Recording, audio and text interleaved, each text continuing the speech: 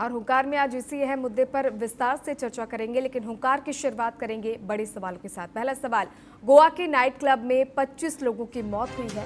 ये हादसा है या हत्या? क्योंकि नाइट क्लब में इस अग्निकांड का जिम्मेदार कौन है, ये सबसे बड़ा सवाल है।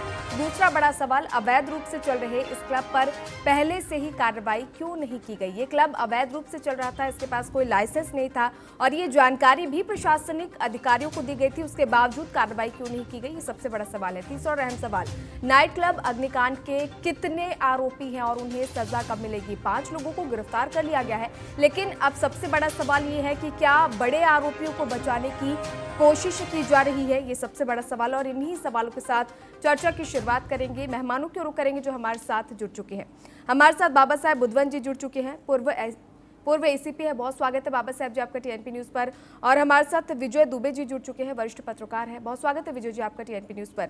सबसे पहले बाबा साहब जी आपसे समझना चाहूंगी, इतनी बड़ी घटना हुई है नाइट क्लब में, ना तो उनके पास लाइसेंस था निर्माण, अवैध रूप से ये क्लब चल रहा था, प्रशासनिक अधिकारियों को इसकी जानकारी थी, उसके बावजूद नियमों को ताक पर रखकर ये पूरा क्लब चलाया जा रहा था।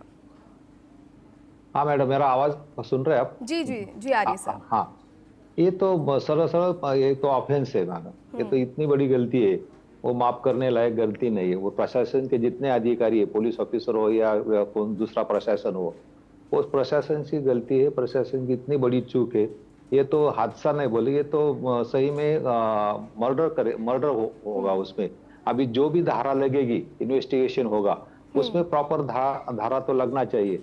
विजय जी, गोवा के नाइट क्लब में इस अग्निकांड को आप कैसे देखते हैं? क्या ये केवल एक हादसा है या फिर सोची समझी साजिश है? क्योंकि जिस तरह बताया जा रहा है अवैध रूप से क्लब चल रहा था, सबसे बड़ा सवाल है इस घटना के लिए जिम्मेदार कौन है? और इसके अलावा जब वो अवैध रूप से चल रहा था तो तमाम तरह की सुविधाएं जो है सरकार प्रशासन द्वारा उन्हें कैसे मिल रही थी? जी